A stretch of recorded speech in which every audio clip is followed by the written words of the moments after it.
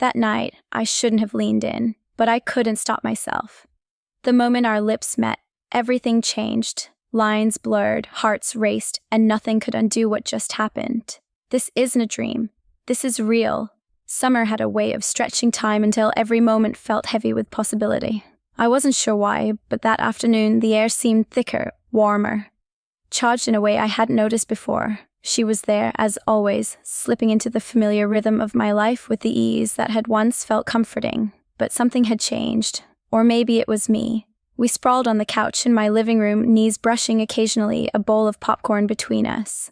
The TV murmured some mindless show in the background, but neither of us was paying attention. She tilted her head, studying me like she always did when I fumbled with my words. "You've gotten quieter," she said casually, but there was an undertone I couldn't quite place. "I'm fine," I said, though my fingers lingered a little longer on the popcorn bowl, a small attempt to steady the unusual flutter in my chest. "Uh-huh," she replied with that teasing lilt I knew too well, the one that had made me feel seen, or maybe exposed, since we were kids. She nudged me lightly with her shoulder, just enough to make me flinch and smile awkwardly. "Still overthinking everything, huh?" Maybe, I admitted, looking down. Our eyes met, and the air between us felt heavier than it had a minute before. Her gaze held something that made my stomach twist. Not amusement, not exactly, but something closer to attention. Attention that lingered too long and made my pulse thrum in ways I wasn't ready to name. The afternoon stretched on in quiet companionship. We played games on my phone, teased each other relentlessly, and occasionally laughed too loudly, drawing the neighbors' attention through the open windows. I noticed the curve of her smile when she laughed, the way her hair fell over her cheek just enough to make me want to brush it back. My mind scolded me. She was my best friend, my closest friend, and yet every small touch, every shared glance felt like a spark too volatile to ignore. Later, we moved to the kitchen to grab some lemonade. I leaned against the counter, watching her open the fridge, sunlight spilling across her shoulders. She turned, catching me staring, and smirked just slightly, playful but knowing. "You always watch me like that," she said, and my heart thudded in my chest. What? "No, I'm not," I stammered, feeling heat crawl up my neck. "Sure," she teased, eyes glinting. "Keep telling yourself that." She leaned closer to grab the pitcher, and our arms brushed. The contact was brief, casual even, but it sent a shiver straight through me. I stepped back slightly, pretending to adjust my glass while she just laughed softly and shook her head. By evening, we were sprawled on the backyard grass, legs stretched out, lemonade in hand. The air smelled of cut grass and the faint tang of sunscreen. She turned her face toward me, her eyes catching the fading sunlight, and sighed. "I miss this," she said quietly, "just being around you, without anyone else in the way." "I missed it too," I admitted, voice low. The words felt heavier than usual, carrying more than simple nostalgia. There was a pull between us that had been growing for years, subtle and unspoken, and now it hummed loudly beneath every laugh, every touch. "You always notice things," she said, tilting her head to look at me. "Even when I think I'm being subtle, you see right through me." I swallowed, heart racing. "Maybe I just pay attention," I said, though the truth was more complicated. I wanted to notice her, to memorize every small detail, the tilt of her chin, the way her lips curved when she laughed, the warmth of her presence nearby. She leaned back, brushing a hand over her hair, and smiled faintly. "It's strange, isn't it? Growing up doesn't change everything, but it changes some things. People get older, more complicated, and yet..." Her gaze lingered on me for a beat too long. "Some things never do." I felt the tension coil tighter in my chest. "Some things," I echoed, letting the words hang. We ended the evening sprawled on the couch again, the room dim except for the last slivers of sunlight through the curtains. Conversation flowed freely, effortless as always, but the playful teasing now carried a subtle edge, an awareness neither of us admitted aloud. A brush of her hand against mine while passing the popcorn, a laugh too close, a look that lingered. Each moment felt magnified, electric, and I wasn't sure if it was excitement or fear or both. When she finally stretched and yawned, I noticed how close she was sitting, her knee brushing mine, her hair falling against my shoulder. I wanted to reach out to tuck it behind her ear, but the impulse froze halfway. Instead, I just swallowed, feeling the thrum in my chest, and muttered, "It's late. You should get some sleep." She smiled softly, almost vulnerable. Yeah, I guess she stood, brushing past me. Her hand skimmed my arm lightly, fleeting and innocent, or so she intended. My pulse still jumped at the contact lingering even after she disappeared up the stairs. I sat there for a long while, sipping the now lukewarm lemonade, trying to untangle the mix of comfort, nostalgia, and something undeniably more. She was my best friend, my constant, my person. And yet, for the first time, I felt the dangerous pull of something that could never be spoken aloud. Something that made the simplest touches and shared glances feel like forbidden territory. By the time I went to bed, her laughter, her smile, and the faint brush of her hand against mine played over and over in my mind. Summer had begun, and with it a quiet tension that neither of us could name yet, but I already knew, deep down, that everything had shifted between us. And I couldn't stop thinking about it. The house had finally quieted. The usual hum of my parents' late-night TV replaced by the soft, steady rhythm of our own breathing. I didn't remember exactly when I found myself standing at the doorway of her room, a cup of water in hand, but there I was, hesitant, caught between curiosity and something I wasn't ready to name.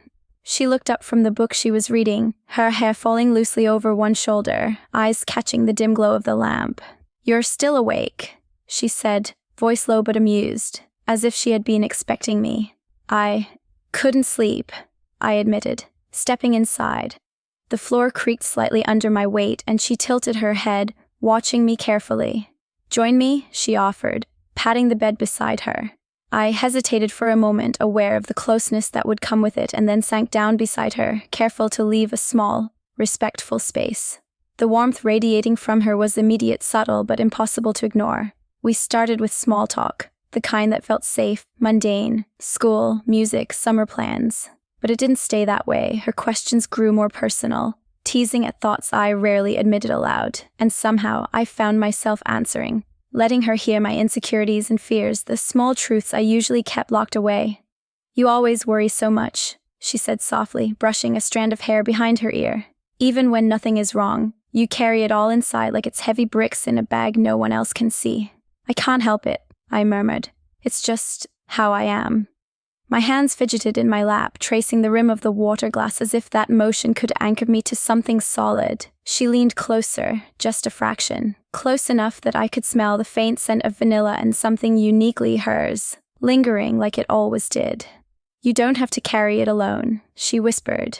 Her voice was soft, intimate, and for a moment, the room shrank to just the two of us. I felt my chest tighten and I couldn't look away. Her eyes held mine, steady, unflinching, and a part of me, a part I didn't want to admit existed, wanted to lean in to close the space she had opened. But another part, the one I told myself was rational, whispered that this was dangerous, that some lines weren't meant to be approached. "Do you ever feel like things could change?" she asked, voice barely above a whisper. My heart skipped, unsure if she meant the weather, the world, or us. "What do you mean?" I asked, trying to sound casual, though my pulse betrayed me. She smiled faintly, that small knowing curve of her lips. "You know, how sometimes the way you feel about someone isn't exactly what it should be." I wanted to ask more, to explore what she meant, but my voice caught in my throat. Instead, I nodded, hoping the motion would be enough to convey that I understood, or maybe that I wanted to. She laughed softly, the sound wrapping around me, gentle and dangerous all at once. The night stretched on, filled with quiet confessions and laughter that felt too intimate for words. At some point, our legs brushed, casual at first, but lingering just a second too long. My heart pounded, and I was acutely aware of every small movement, how her hand rested near mine, how her shoulders shifted when she laughed, how the corners of her lips quirked up when she caught me staring. "You're thinking too much," she teased at one point, nudging me gently with her knee. Her proximity made my mind spin. I wanted to tell her how close she was, how the tiniest contact sent shocks through me, but I couldn't. I could only smile weakly, feeling exposed in a way that was both terrifying and thrilling. We moved to the floor eventually, sprawled on blankets with pillows scattered around us, talking in whispers about everything we hadn't dared to say before. I found myself leaning just a little closer, drawn by the warmth and ease of her presence, by the feeling that maybe, for the first time, I didn't have to hide. "You're different now," she said suddenly, her voice serious beneath the playful edge. "Not just older, I mean. You notice things differently. You see people, me, in ways you didn't before. I swallowed, heat rising to my cheeks. I think, maybe I always did, I just never admitted it. The words sounded heavier than I expected, loaded with truths I hadn't fully realized until now. Her gaze softened, almost tender, and she brushed a loose strand of hair from my forehead.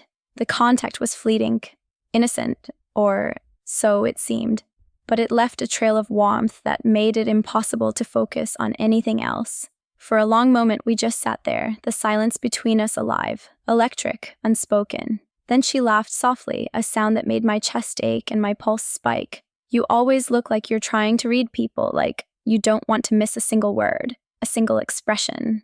Maybe I just want to understand the story, I said quietly, though I wasn't sure if I meant the story her or myself. She tilted her head, thoughtful. Some stories aren't meant to be understood. Just felt the words lingered in the room long after she spoke. I didn't move. I didn't speak. I could only feel the quiet tension, the tiny sparks of something I couldn't name, and the awareness that whatever this was between us had begun to grow in ways neither of us were ready to confront.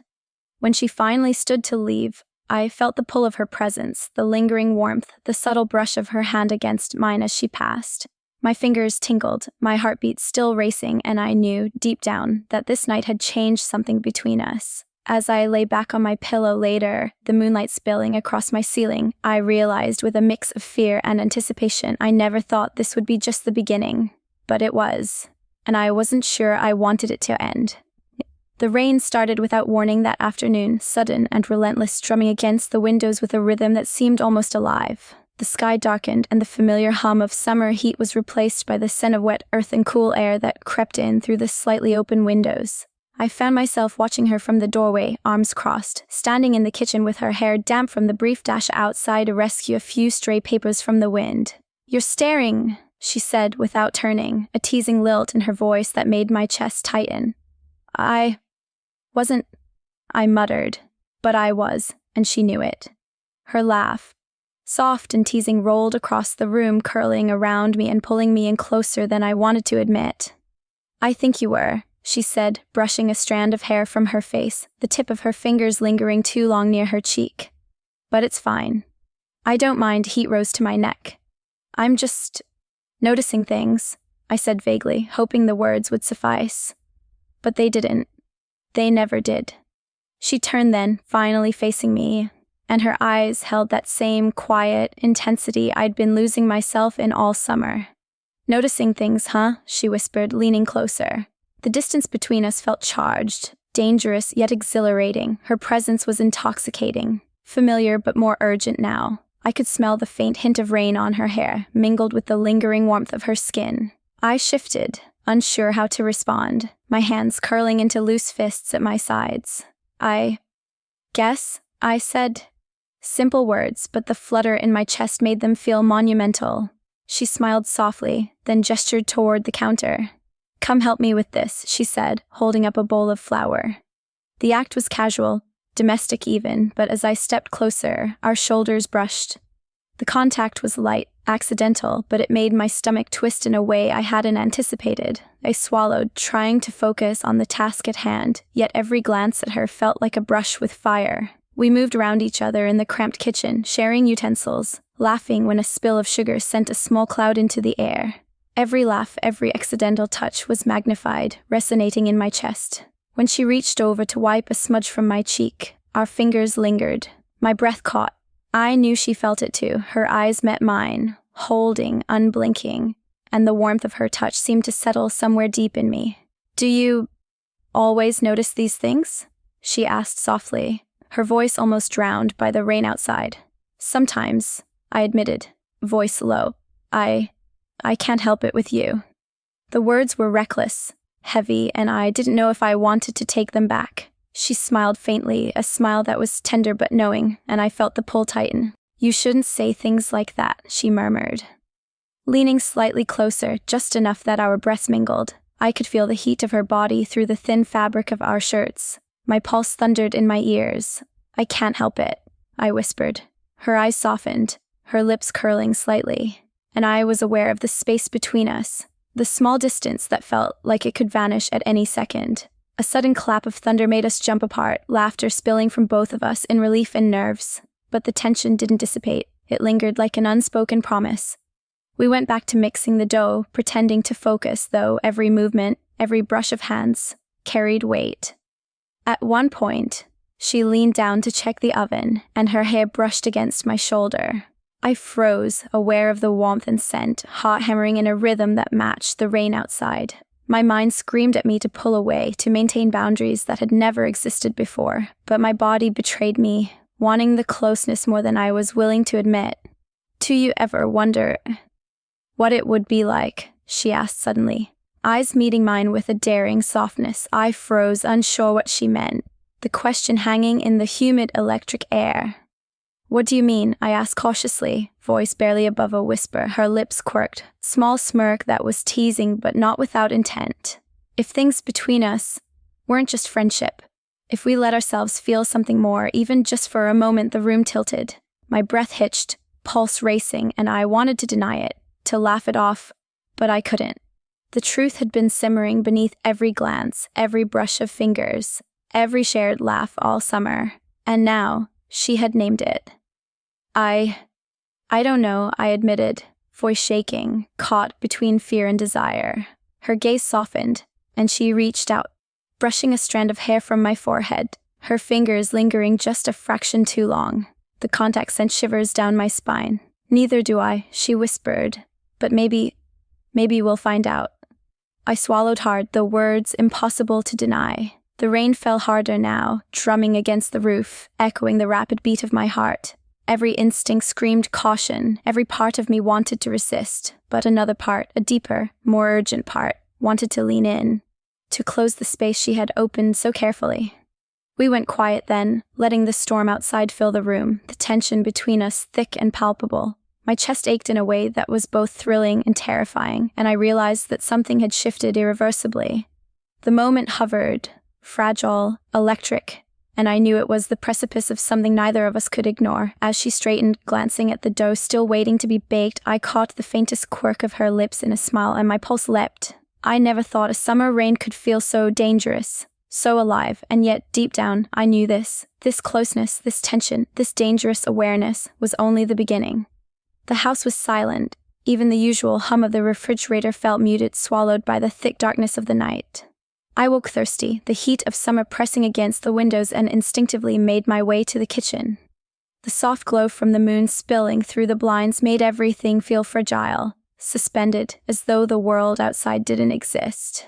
She was there, leaning casually against the counter, barefoot, her hair loose and messy from sleep, a soft shirt falling over her shoulders. She looked up at me, and I felt a jolt run straight through my chest. The sight of her like this, quiet, intimate, unguarded, made it impossible to think clearly. "You're awake," she murmured, her voice low, drawing me in without effort. "I couldn't sleep," I admitted, gripping the glass of water so my hands wouldn't betray the tremor I felt. She smiled faintly, the kind of smile that was soft but daring, the kind that said she knew exactly what she was doing to me. "Same," she whispered. There was a pause. A fragile, charged silence. The air between us thickened, every sound amplified, the quiet drip from the faucet, the faint hum of the fridge, our breathing. I set the glass down and somehow found myself stepping closer, drawn by a pull I couldn't resist. Her scent, soft citrus and something uniquely hers, wrapped around me. My pulse raced, but my mind insisted on rationality. She was my best friend. She was safe. This was dangerous. And yet, the moment her hand brushed mine as she reached for a napkin, every rational thought slipped away. The touch was fleeting, accidental, or so I told myself. But it left heat trailing across my skin, igniting something I could no longer ignore. She looked at me then, eyes dark, unreadable, holding mine in a way that made my knees weak. "Do you remember what we talked about the other day?" she asked softly. Her words weren't playful. They carried weight and unspoken dare. I swallowed hard. Yes, I whispered. The honesty of my answer surprised even me. She moved closer, the space between us shrinking until I could feel the warmth radiating off her. The tip of her finger brushed a strand of hair from my forehead, tracing along my temple, and my breath hitched. Every nerve in my body seemed to awaken, alive to her presence, alive to the almost imperceptible friction of skin against skin. I shouldn't, she started and then paused, her lips just inches from mine. Her words faltered, half warning, half invitation. My chest tightened in unbearable anticipation, the air electric with the weight of everything we hadn't named. Neither should I admitted, voice trembling. But my mouth didn't move. My body had already betrayed me, leaning instinctively towards her. The first kiss was soft, tentative, exploratory, a question we both asked, a silent permission neither of us could fully articulate. Her lips pressed against mine, warm, insistent, lingering. I felt the gentle press of her hand against my chest, steadying herself, or maybe steadying me, and the quiet rhythm of our breathing became an unspoken dialogue. It wasn't rushed, it wasn't frantic, it was slow, deliberate, an unfolding awareness of closeness and trust and forbidden desire. My hands hovered, unsure where to go, then slid gently to rest at her waist, careful to feel without overwhelming. Every nerve ending was alive, every brush of skin a spark, every whispered breath against each other's lips a small confession. She pulled back slightly, just enough to look into my eyes, and the vulnerability in her gaze made my chest ache. "I shouldn't be doing this," she whispered, her voice trembling, barely audible. "Neither should I repeated, almost a mantra, letting the words ground us even as desire surged in every unspoken line. The kiss deepened, slow and consuming, our foreheads resting together for a hot beat before she pulled me closer, her hands moving to the small of my back. The world outside the kitchen didn't exist anymore. The fridge light cast long shadows across the room, highlighting the curve of her cheek, the delicate sweep of her jaw, the subtle tremor in her fingers as they tangled with mine. I was aware of every sound.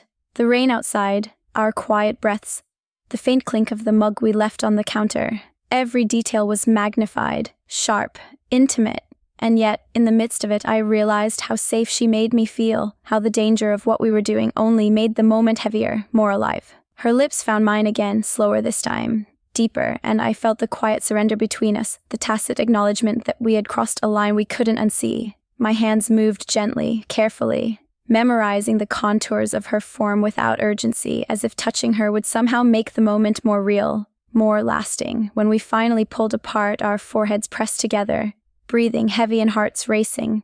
The silence was full of confessions, full of unspoken promises. Neither of us spoke for a long moment, just letting the intensity settle like warm rain on skin.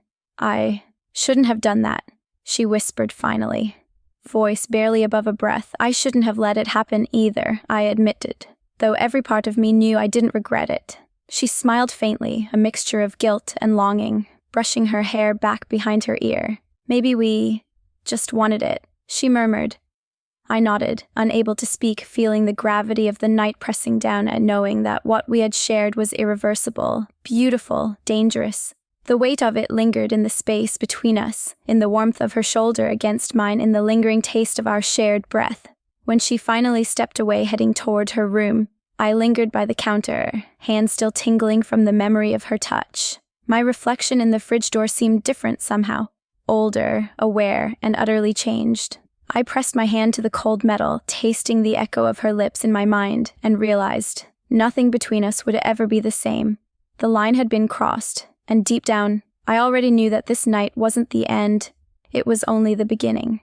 The morning light filtered softly through the blinds, casting pale stripes across the hardwood floor. The house smelled faintly of rain, coffee, and the lingering warmth of bodies that had shared more than just a night. I lay in my bed longer than usual, listening to the quiet hum of the house, my mind replaying every touch, every whisper from last night. I didn't know if I wanted to face her, or myself. Part of me wanted to disappear under the covers and pretend it had been a dream, a fleeting accident. Another part of me ached to hear her laugh, to see the curve of her smile, to feel that quiet warmth again. Eventually, I got up, careful to avoid making noise. The hallway felt different, intimate, almost charged, as though it remembered what had happened. I peeked into the kitchen. She was there, standing at the counter, sipping coffee, hair still loose around her shoulders, her gaze distant. For a moment, neither of us spoke. The silence between us was heavy with unspoken words. She looked up, meeting my eyes. There was a faint blush on her cheeks, and I could see it, Acknowledgement, vulnerability, and a spark of something unnameable. I swallowed hard, trying to find the courage to speak, to bridge the chasm of hesitation that had sprung up overnight. I began, but my voice faltered. She set her mug down, tilting her head slightly, watching me, her expression soft but unreadable. "Hey," she said quietly. Just one word. Simple, but it carried a weight that made my chest tighten. I walked over, each step measured, aware of the tension curling in my stomach. "Hey," I echoed. The room felt smaller, hotter, our breaths mingling in the early morning light. I wanted to reach for her, to close the distance, but I hesitated, uncertain if desire alone could justify the risk. We stood there for a long moment, eyes locked. The intimacy of last night hung between us like a fragile thread, both comforting and terrifying. Finally, she spoke, voice low and hesitant. "We can't pretend this didn't happen." "I know," I admitted, my hands fidgeting, clenching at my sides. "I don't want to, but I also can't. Ignore it." The words were heavy with truth, more real than anything I had said all summer. Her gaze softened and she stepped closer, the familiar scent of her washing over me, grounding me. "I don't regret it," she murmured, "even if we shouldn't have." Neither of us spoke after that, but the quiet between us was no longer awkward. It was intimate, accepting, a shared understanding. The tension hadn't vanished, but it had shifted, becoming a fragile promise of honesty, of acknowledgement. We moved through the rest of the morning cautiously, each action deliberate yet easy in its normalcy. We poured coffee, shared quiet smiles, and even laughed softly at a stray piece of toast that burned. It was ordinary, mundane, and yet it was charged with the memory of what we had shared. By the time the sun had fully risen, painting the kitchen in soft gold, I realized that nothing between us would ever be exactly the same. The line we crossed had changed us, altered the rhythm of our interactions, colored every glance, every touch, and yet beneath it all, there was a strange calm, a quiet acceptance that some things couldn't be undone. Some connections weren't meant to be neat, simple, or easy. They were messy, thrilling, and dangerous. And perhaps that was why they mattered so much. She glanced at me, a small, knowing smile tugging at her lips. I returned it, feeling the weight of unspoken words settle between us. There was fear, yes, but also a deep, undeniable pull, a magnetic awareness that what had happened wasn't just an accident, a lapse, or a fleeting moment. It was real. It was ours. I left the kitchen eventually, stepping into the hallway, letting the soft light fall across my face. I paused for a moment, my hand brushing against the wall, grounding myself in the reality of what had happened. My heart was full, my mind restless, and every part of me questioned what this meant, what we meant. I knew one thing. We couldn't go back. We could only move forward carefully, aware of the danger and the thrill, the tenderness and the temptation, intertwined in a way neither of us could escape. And as I stood there, the warmth of the morning washing over me, I realized the truth I had been avoiding. The line we crossed had changed everything. I never thought crossing a line could feel like both the end of innocence and the beginning of something unforgettable. I don't know what this makes us. Lovers, friends, something else entirely. Maybe that's the point. Maybe we're meant to be undefined for a while, to feel every spark and every ache without naming it yet. We crossed the line. I whispered to the empty hallway, heart heavy and head spinning. But what are we now? And I can't help but wonder. What would you do if you found yourself here on the edge of something forbidden, something irresistible? I crossed a line I shouldn't have, with someone I wasn't supposed to want. The warmth of last night lingers in every breath, every thought, and yet regret sits beside it, sharp and real. What are we now? Lovers? Friends? Or something undefinable, dangerous, irresistible? I can't untangle it. Can you? Share your thoughts below.